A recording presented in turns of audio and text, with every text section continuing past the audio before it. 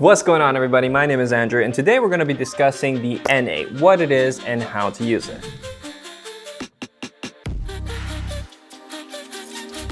Now, the N8 is a notice to end your tenancy at the end of a rental term. And while there are several reasons why you could use the N8 form, the most common one that applies to most landlords at least is reason number 1, which is paying your rent late persistently. Before we get into how to use the form, I want to talk a little bit about what the word persistent really means in this context and how we go about interpreting it. Now, while the word persistence does in fact have specific meaning when speaking, measuring persistence on a scale of significance becomes a little bit tricky and will ultimately be left to the discretion of an adjudicator. Now, the way we go about determining how this discretion is going to be weighed is through looking at previous cases. We looked at a case from back in 2016, and we're going to leave a link to this case in the description below if anybody wants to check it out. In this scenario, under the adjudicator section under paragraph 16, it reads as follows under the adjudicator's notes. The term persistently, which in my view suggests a pattern of continued late payments for a time that is significant to the tenancy in question.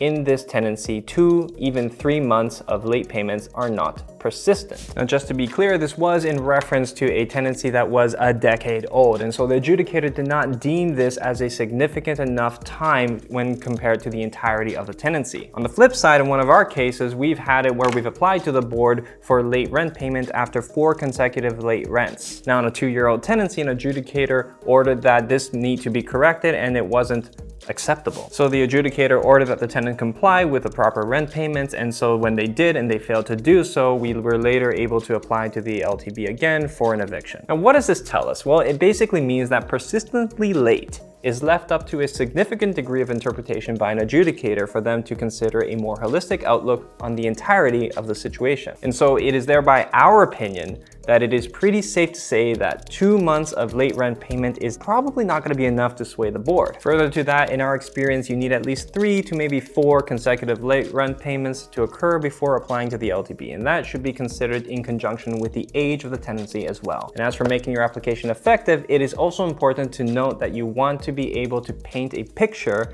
and show the board that you have attempted to work things out with the tenant and grant them the opportunities to correct the issue. So if you do believe that your circumstances qualifies and you do want to use this form, this is how you need to use it. So when filling out the form, as always, make sure to fill out your name and the tenant's names, all their information correctly as it appears on the lease and in conjunction with government ID. Remember that when you hit the termination section, that when you're entering the date, it cannot be earlier than the last date of your term. If your tenant is on a 1-year lease, you cannot have this date be earlier than that last date on the lease term. But if your tenant is month to month, then you can include the end period to be at the end of that month term. Now, one of the more important things to note here is that with an N8 form, there's a lot of confusion with when you might actually be able to get an eviction, especially when they're talking about a full year lease term. An adjudicator is not supposed to give you an eviction date that is earlier than the termination date. So if you're trying to evict someone at the 6-month period because of persistent late rent payments,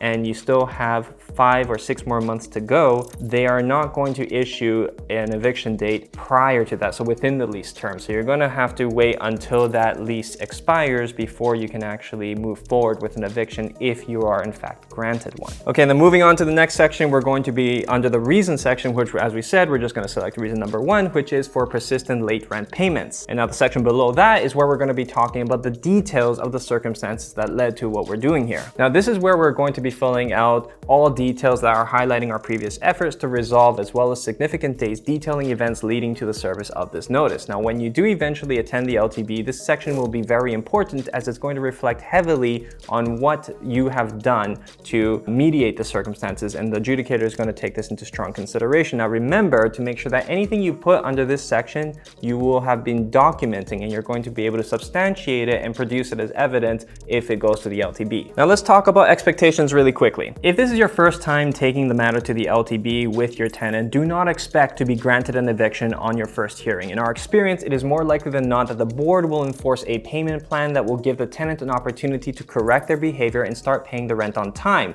Now, if the tenant fails to follow the order set by the board, this is now where you can apply to the LTB again for an eviction order thereafter. Now, as always, I want you to understand that many things will often be up to the discretion of adjudicator when you attend the LTB, and verdicts shouldn't be totally different case by case, but you should definitely expect some degree of variation as final discretionary decisions will come into play. Now, the overarching process should really be as simple as this. You're going to serve the N8 to your tenant correctly. You can technically file with the LTB immediately using an L2 and paying the $201 filing fee. Now, please remember that when you apply to the board, you cannot apply more than 30 days later after that final termination date. Now, after that, you will receive a hearing date and you will attend to make your case. And if the adjudicator agrees with you and what you're presenting, they will most likely order that the tenant pays their rent on time, whereby if they do not, you can later apply for an eviction. After that, things are pretty straightforward. You take that order to the sheriff's office, you apply for your eviction, and they will send you a date with the eviction coming up. So basically, in a nutshell, that's how you sum it all up, and that is how you use an N8 form. As always, if you have any questions, please make sure to drop a comment in the comments below or shoot us a message. We're going to leave some information about us somewhere here or in the description below as well. If you have any questions about LTB matters, please feel free to reach out to us and we'll be sure to help you out. As always, make sure to like this video, subscribe to our channel, and we'll see you on the next one.